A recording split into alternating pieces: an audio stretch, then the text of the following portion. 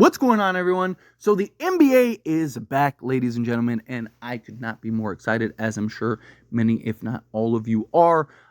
First games of the season are going to be the New York Knicks versus the Boston Celtics and the Los Angeles Lakers versus the Minnesota Timberwolves. It's how we're going to start the season. Look, the Celtics and Knicks, in particular, could be the two top teams, maybe even the entire league, but especially the Western Conference Finals, Eastern Conference Finals, could be those two teams.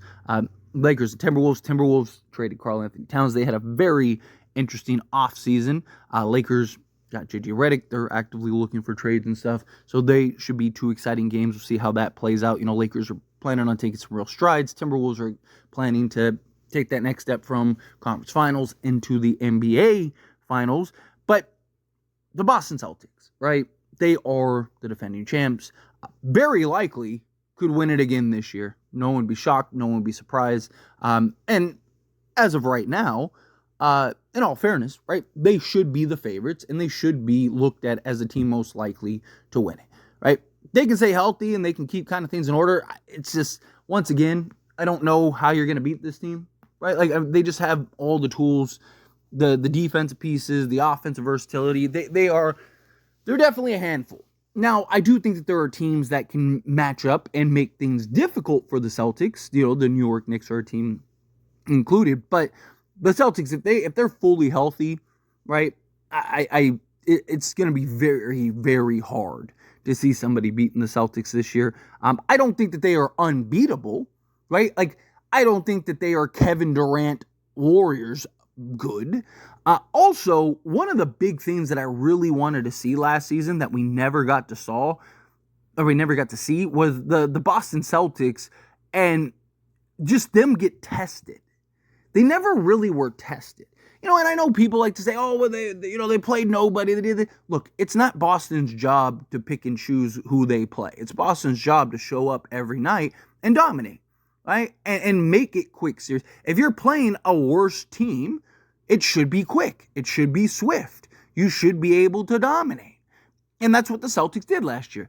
I'm not one of those people that are like, oh, well, there's an asterisk because of this or that. No, it's silly. Right? They won the championship. They were the best team all year. If they were like the 12th best team all year, right? And then a bunch of injuries happened. Like, even then, I'd still, like, again, it's not their responsibility on who they play. They just show up and play. But still, I can understand the pushback.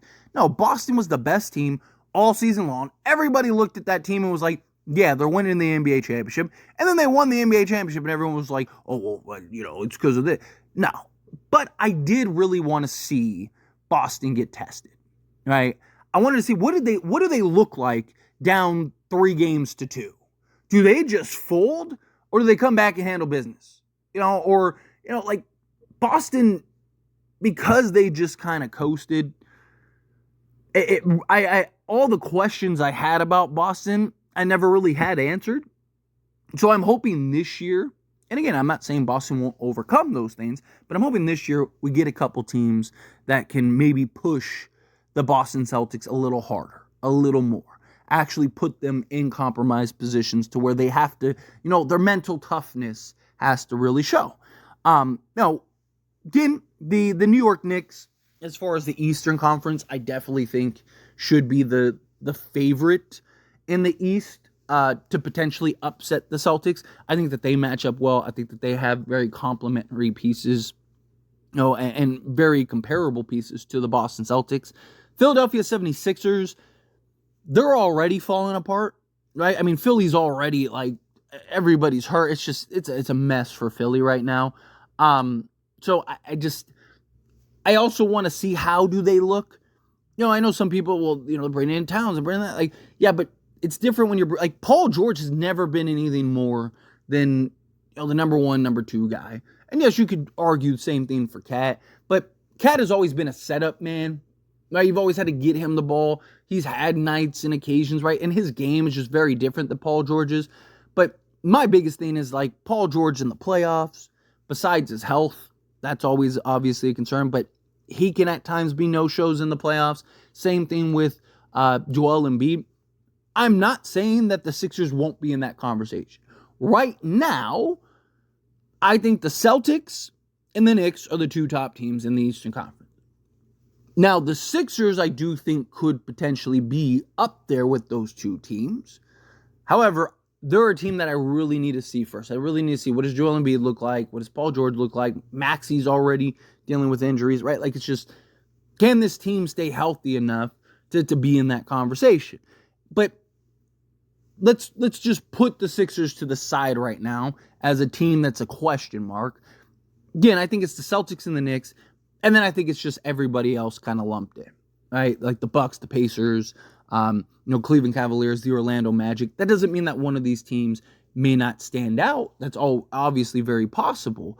Orlando, good young team that made some real strides last year, made some nice changes. The Cavs, Brennan, Donovan Mitchell, plus they have several guys that they could trade if they need to kind of retool the roster and stuff, right? There's definitely teams that can kind of retool and take some strides. So I don't want to discredit those teams, but I just think Celtics and Knicks are the two teams that should be at the top. Then you have a little bit of a space with the Sixers off to the side, kind of waiting to see where they fall. Then you have 3 or 4 teams kind of in the thick of it that, again, maybe they can even move up to that Knicks-Celtics conversation. But I think, based on what we saw last year and the lack of some of the changes, can they kind of take those strides? Or in the cases of some of these other teams, like, Orlando's just so young, can some of their players kind of start taking some strides, moving to that next conversation? Now, you look out west, I think the Thunder are going to be the team at the top once again. I think they also made some really nice additions to this team, and Alex Caruso, Isaiah Hartenstein. I really do think that they're more likely than not going to be the team that is outside looking in the Western Conference. You have teams obviously like the Minnesota Timberwolves. My problem with the Western Conference right now is there's an argument to be made for literally 10 teams, 11 teams, right? I mean, even some of the teams that like the Pelicans, if they can get a comparable, serviceable center, they could be pretty nice, right? And especially Brandon Ingram buys in, or if they can trade Brandon Ingram for a quality center and maybe some bench depth, right? Even a team like that, I think could make some money. The Grizzlies were on the outside looking in, and they could end up being a top 3 to 4 seed, right? You have a lot of teams that I really think are going to be, I think the West Conference is just going to be a juggernaut once again, and they're just going to be duking it out. And I just think basically 2 through 10, I think is going to be real tight once again, right? I think one bad losing streak could be the difference between you being in the play-in or you being in the playoffs, right? And I'm not even talking about 8 to 10 game losing streak. I'm talking about you lose 4 or 5 straight. That could be it for you. And I mean, you just look at it, right? Again, you got the Thunder and no particular order, right? Outside of maybe the Thunder. But you have the Thunder, the Timberwolves, the Nuggets, the Mavericks, the Grizzlies, the Pelicans, the Clippers, the Warriors, the Kings, the Suns, and the Lakers. The Spurs, I really like what they did. I wouldn't be shocked if I don't think they're a contender or a team that would come out the West. But, Wemby, see what kind of strides Wemby can make. But I think they could be a play-in team. I think that's a real possibility. Outside of the Blazers and the Jazz, I think that there's a genuine argument for any of these teams to really at least be a play-in team. Somebody has to be out. Now, as far as the teams that I think have the best chance of coming out the West, but again, you could, the Timberwolves, what do they look like with Julius Randle instead of, also Dante DiVincenzo, but really Julius Randle in place of Karl Anthony Towns? Does it make them better? Does it make them worse? Is it kind of neutral, right? Because depending on how that shapes up, could depend on whether they win or not. Denver Nuggets, they got worse, but they're still going to be a very good team. Clippers, if I'm being honest, I think that they're cooked, and we'll touch on that here more in a moment. But and then Dallas, did Dallas get better? Did they get worse? Right? Are they kind of the same again? Right? Because they did add some nice pieces, but they lost a couple guys, and they really got there on the back of their defense. Right? Can their defense kind of replicate what they did last year? Again, I'm not crediting them either way, but there's definitely questions. The Lakers, like, what do they look like with the new head coach? The Warriors, I really like how they retooled and brought in guys. Both of those teams, I think, could make some strides again, and especially if they can stay healthy, right? Also, Lakers are very active in the trade market. If they can find the right moves or something, they could potentially move up, right? Phoenix, they got a new head coach. The problem with Phoenix is I just think that they lack size and defense, right? But they have an insane offensive weaponry, right? Like, so can they get unlocked? Sacramento, right? I think that there's some real questions with DeMar DeRozan in that fit there, but they have offensive firepower. They could be an interesting team. Like, again, you go down the list. The Western Conference, I think, is just brutal. Once again, I think is going to be incredibly brutal. And the Western Conference dominated the Eastern Conference all year last year. I know people go, well, Boston won the championship. Yeah, but again, Boston was the best team in the league. I'm not talking about Boston versus the West. I'm talking about the Western Conference versus all the teams in the Eastern Conference. And that shows how bad the Eastern Conference was against the West when Boston was the best team in the league by like a landslide. And it was still so bad, right? So just things like that to keep in mind. But the next kind of area that I want to talk about, right, is which teams do I think have the most likely to kind of make some strides this year? In the Eastern Conference, I really want to keep an eye on the Hornets. The Hornets actually have a nice squad. And the Hornets could actually, I'm not talking about being contenders or anything like that. I'm talking about just like that young team that kind of takes a step, maybe they're a top 6 seed, or at worst, like a legit play-in team that gets into the playoffs. Right? Because they've had play-in team and then that's it, they lose. And then no, I think this year, I think they're going to be a very good team. I don't think they're going to be great or elite or anything like that. I don't think they're going to be a top 3 to 4 team, but I do think that they genuinely are going to be a team that's tough to beat. And in the Western Conference, I feel like that about the Spurs. Again, Spurs, I don't think are a contender or anything like that, but I could see them being a play-in team, maybe squeeze into that 6 seed. Although in the Western Conference, again, I think it's really tough. However, I do think that the Spurs are going to be one of those teams that you have to beat them, right? Like Charlotte and the Spurs last year, they were those teams where you saw them on your calendar, you knew, oh, this is a dub, right? Oh, this is a dub. I mean, 22 games, right? Like, it's just they were a dub, right? This year, I think these are two teams that you're going to have to beat. You're like, especially the Spurs. I really like what the Spurs did this year. And Wemby, I think there was a genuine argument. He was a top 15 player last year. Can he move into that top 10?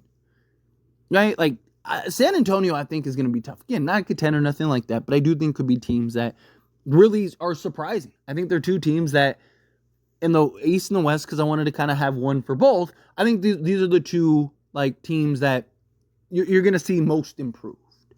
And then from the other side of that, which two teams do I think are going to be the most likely to kind of take a slid? I really think it's going to be the Western Conference, in my opinion, was easy. I think it's the Clippers because one, they had a solid offseason, but they're not better without Paul George. And now Kawhi Leonard is out indefinitely.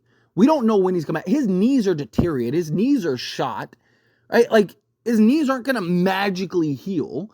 And so now you're talking about James Harden and a bunch of role guys in an incredibly tough Western Conference. Like, even if James Harden turns back the clock and becomes, Houston James Harden, I still think that at best they're a play-in team. Now, I'm not saying either of these teams missed the play-in or missed the playoffs entirely, but I wouldn't be shocked either way. Like, Clippers, I think, are entirely cooked. And the Milwaukee Bucks, this might be, people are probably going to think, no way, it's crazy. Again, Milwaukee, I think, at best, is the 4th best team. I think, again, you got the Celtics, and I'm talking about the Eastern Conference, right? You got the Celtics and the Knicks, right? And then I think the Sixers, depending on how they look, are probably the 3rd, right? And then maybe you can argue the Bucks, which is where they were last year, right? I also wouldn't be shocked if the Bucks are 7th or 8th. Again, I'm not saying that the Bucks missed the play-in. That I don't think, because they are in the Eastern Conference. But you look at, okay, again, Celtics, Knicks, say Sixers. Let's say Sixers can stay relatively healthy and figure it out. Right, Sixers. I think there's a genuine argument for the Orlando Magic take some real strides this year, and they were already a playoff team. The Indiana Pacers are just in the conference finals, and I think that they take some strides. Full year with Siakam and whatnot, right? I think you'll have the Cleveland Cavaliers are going to be a tough team. So there's 6 teams right there, and that's not counting like Miami. It's not counting, if I'm right, and like Charlotte takes some real strides this year. Again, luckily the Eastern Conference is so terrible that like the Bucks will be a top 8 seed, but I don't know if they're going to be a top 3 to 5 seed like they were last year. They weren't great last year. Damian Lillard still does not look like Damian Lillard. Him and Giannis, as much of a powerhouse on paper that should be, it's not. They're still incredibly old. Chris Middleton can't stay healthy. Like, Giannis is already like talking about leaving and Milwaukee potentially trading him, which makes Milwaukee's never trading him unless he wants out. Like, it's just I think that they're going to be a team that takes a real skid. I really do. And look, these are just thoughts. These are just predictions. So, I could very well be wrong, but I think we look back and the Clippers and the Bucks are like play-in teams, or I wouldn't be shocked again, if they missed the playoffs entirely. I really wouldn't. I don't, again, for the Bucks' sake, I don't. The Clippers, I could see missing the playoffs entirely. Milwaukee, that I think is tough. That I see is tough. But anyway, as always, this is a discussion, and I pass a question on you. Let me know your thoughts and opinions down in the comments below. What do you think? How do you feel? What are your thoughts? Who do you think are going to be the top teams in the East and Western Conference? Again, I think it's going to be the Knicks and the Celtics. I think it'll be the Thunder, and then that 2 through 6 I think is just going to be incredibly tough. If I had to right now pick the 2 teams that I think would be in the finals, probably say if Celtics are healthy in the Thunder, I think Celtics and Thunder have probably the best chances. I could see a Celtics Thunder matchup. I think that'd be great. I think that there's arguments either way. I think right now the safe bet would be the Celtics and the Thunder. But you never know. Teams can really make some changes, take some real strides. And then, as I mentioned, I think the Spurs and the Hornets are the most likely teams to kind of take some strides this upcoming season, with the Celtics or the Clippers and the Bucks taking steps back and kind of, maybe even falling into a play-in spot. But again, however you feel, whatever your thoughts are, I'd love to hear it. So let me know down in the comments below. That being said, if you haven't liked this video, hit that like button. Helps me a lot. Lets me enjoy these types of videos, and I truly appreciate it. Not subscribe channel, hit that subscribe button. Turn on the bell notifications. Appreciate y'all. See you in the next one. Thank you.